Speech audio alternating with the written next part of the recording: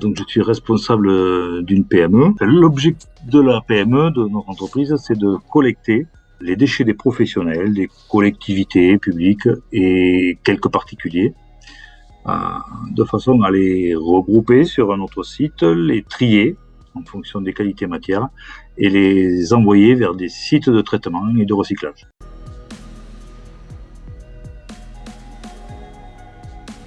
Moi, au départ, j'ai une formation plutôt technique, mécanique. Voilà, j'ai un bac +2, moi, en mécanique et automatisme industriel. J'ai eu une première période de ma vie où j'ai travaillé, occupé différentes fonctions dans l'industrie mécanique et aéronautique. Et au bout de 18 ans, l'impression d'avoir fait un peu le tour de tout ça. Et mon dernier job était en fait responsable d'un bureau d'études, mais j'étais un peu trop enfermé et le manque de contact avec l'extérieur, avec d'autres personnes, commençait à être pesant. Donc voilà, je me suis ouvert à d'autres propositions et c'est comme ça que j'ai atterri dans le milieu du déchet, puisque j'ai atterri là sans avoir eu d'expérience auparavant. C'est comme ça que j'ai pu atterrir dans ce milieu-là et qui est un milieu très épanouissant.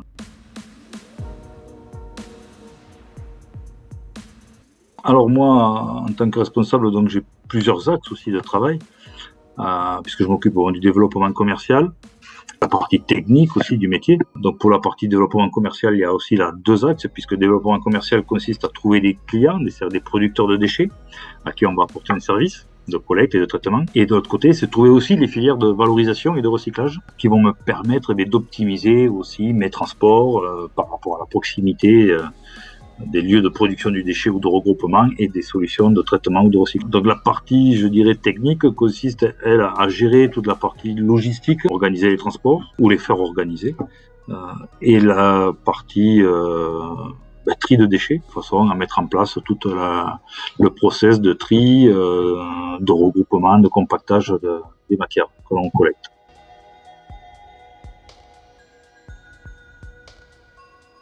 Alors, on est en constante évolution. L'entreprise, donc Trigaronne Environnement, va fêter ses 18 ans, pardon.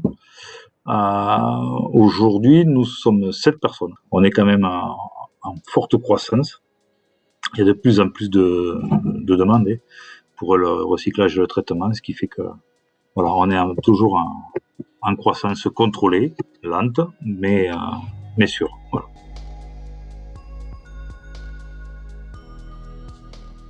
Oui et non. Il y a toujours des imprévus et des impondérables ou des priorités qui changent. Mais on va dire que oui, la matinée est toujours à organiser le déroulement de la journée pour les collaborateurs. Et très vite, on bascule, en ce qui me concerne, sur la partie développement commercial, qui consiste à visiter des clients, à préparer des offres commerciales.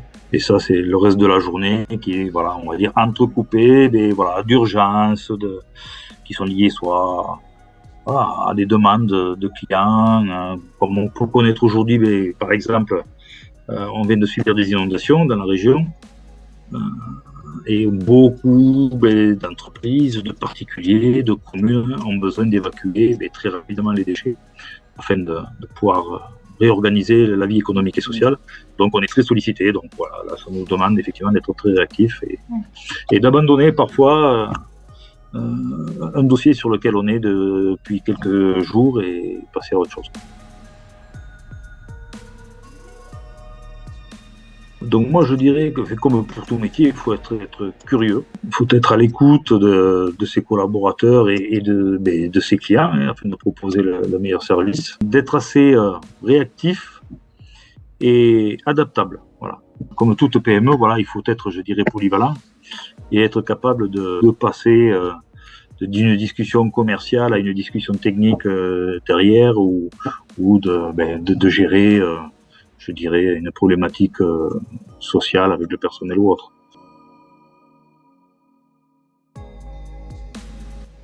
Alors oui, on est des installations avec du matériel assez lourd, puisque nous avons une pelle mécanique qui permet de trier les déchets, de charger également les engins. On a des camions donc nos propres camions, nous en avons 2. Nous avons également, nous faisons intervenir des prestataires qui ont également d'autres engins, des broyeurs à déchets, des choses comme ça. On a également une presse pour faire des balles d'une tonne en moyenne, on va dire, de carton, de matière première, et qu'on va conditionner pour être recyclé. Donc ça, ce sont effectivement des outils indispensables à ce métier-là et qui sont utilisés tous les jours. Oui. Alors, réglementaire, oui, mais depuis le premier Grenelle de l'environnement, qui date maintenant des années 2002 ou 2003, qui a eu pour effet, effectivement, de faire prendre conscience à toute la société civile et professionnelle qu'il fallait protéger notre planète et notamment la partie déchets. Ça a eu pour effet de faire prendre conscience effectivement de ces dangers-là et faire naître de nouveaux métiers.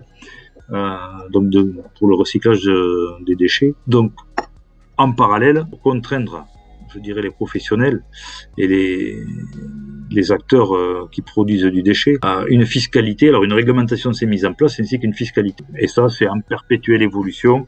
Donc, tous les ans sont rediscutés, effectivement, les solutions, les orientations vers lesquelles les professionnels comme nous devons nous orienter pour améliorer et réduire la production de déchets qui ne sera pas recyclée. Donc on est tout le temps amené à avoir une veille réglementaire là-dessus, et technologique aussi, puisque les process effectivement évoluent, comme on le disait tout à l'heure. De nouvelles solutions se mettent en place pour le recyclage des déchets, donc il faut toujours être à l'affût de ces innovations-là pour pouvoir effectivement bien traiter.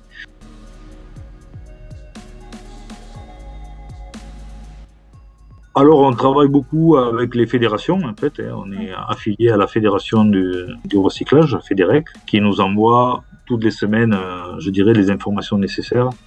Et après, à nous de faire le tri et de choisir celles qui nous concernent. Et au niveau technologique aussi, il existe des salons, notamment le salon Polytech à Lyon, qui est, je dirais, le grand rassemblement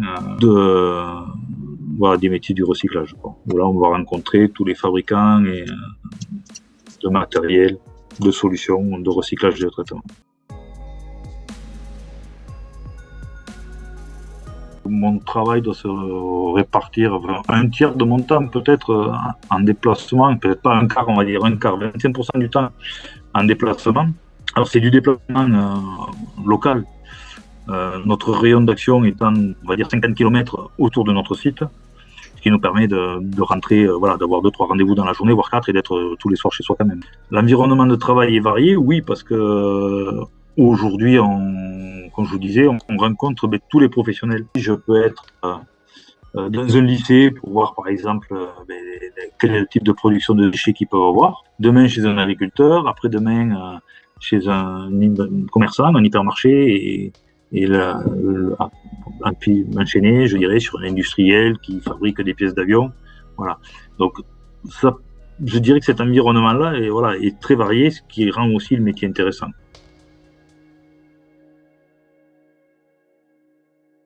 Je suis directeur salarié de l'entreprise, donc au-dessus, je dirais qu'il y a les actionnaires et gérants.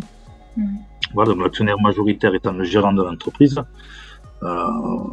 Régulièrement, effectivement, on évoque l'évolution du métier, les parts de marché, les investissements qui doivent être mis en place pour continuer à bien faire notre métier. Donc voilà, c'est assez raccourci en fait. Dans une PME, il n'y a pas toute cette strate, je dirais, de chef, sous-chef, ainsi de suite.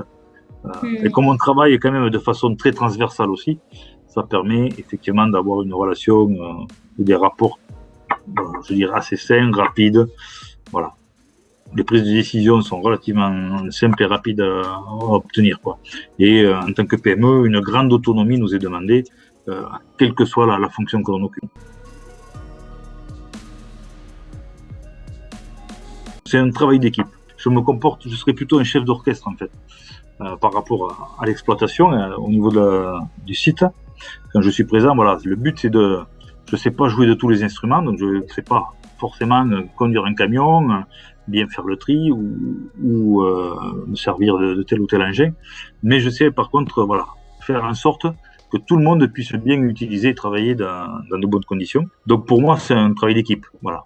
Il y a un capitaine voilà, au niveau du rugby, au niveau du foot, qui est là pour motiver ses troupes de façon à atteindre l'objectif fixé. Quoi. Après, lorsque je suis effectivement plus dans la fonction commerciale, là je dirais que je suis seul. C'est la partie de travail où effectivement je peux être seul, mais de suite derrière, comme il faut mettre en place, je dirais, des moyens, mes collaborateurs sont à nouveau impliqués dans tout ce système pour proposer des offres cohérentes.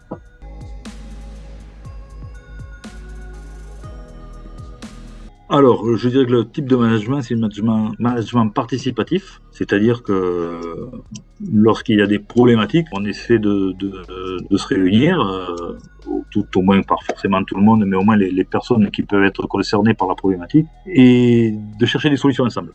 Et ma première démarche, c'est souvent de demander quelles sont les solutions auxquelles eux, ils auraient pu penser. Souvent, on s'aperçoit que, alors quand c'est des problématiques liées proprement dit au métier, ils détiennent souvent la solution. Donc le fait de pouvoir leur faire exprimer ce auquel ils ont pensé et en plus de le mettre en pratique derrière est souvent très motivant pour les personnes et fait partie. Je dirais que ça apporte effectivement une reconnaissance. Alors, dans le sens où on leur demande une autonomie, c'est un peu normal qu'on soit aussi à leur écoute et qu'ils soient aussi des forces de proposition. Ça, je dirais, ça fait partie de la reconnaissance qui est due dans le cadre du travail, quoi. Et qui est très simple à mettre en place finalement.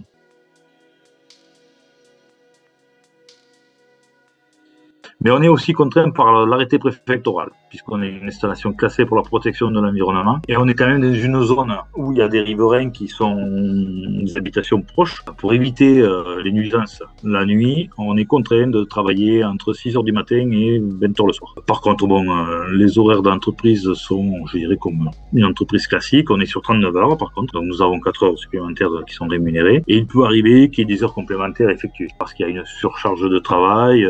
Voilà, comme là, il y a des intempéries, donc j'ai alerté mes chauffeurs qui se tiennent prêts à faire peut-être un peu plus que les horaires habituels pour pouvoir répondre effectivement à la demande, je dirais, qui a un caractère urgent.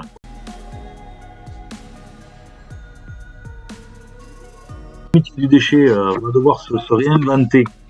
Parce qu'aujourd'hui, il y a tellement de déchets en fait qui sont produits, on n'a pas réussi encore à réduire la part de déchets produits. Ça, c'est le gros travail, je dirais, et le gros défi des générations à venir, c'est de réduire. Ça commence, hein. On a commencé à en parler, on commence à voir, on voit les effets encore. Je dirais pas qu'on les voit, parce que les tonnages qu'on voit arriver en déchetterie, qu'elle soit professionnelle ou publique, continuent à augmenter. On a généré une nouvelle activité, donc socialement c'est bien, on a des nouveaux métiers, des nouveaux emplois qui permettent de faire vivre donc des familles, mais en termes environnementaux, voilà, tous les bilans du recyclage commencent à être effacés par toutes les autres pollutions générées par l'activité du recyclage. En fait. C'est intéressant de parler avec des professionnels comme vous, parce que c'est vrai que nous, dans nos petites études, c'est des choses où on ne se rend pas forcément compte de toutes ces choses-là derrière, mais c'est vrai que... Oui, tout à fait, oui. Du coup, je dirais qu'il y a un constat qui est fait aujourd'hui.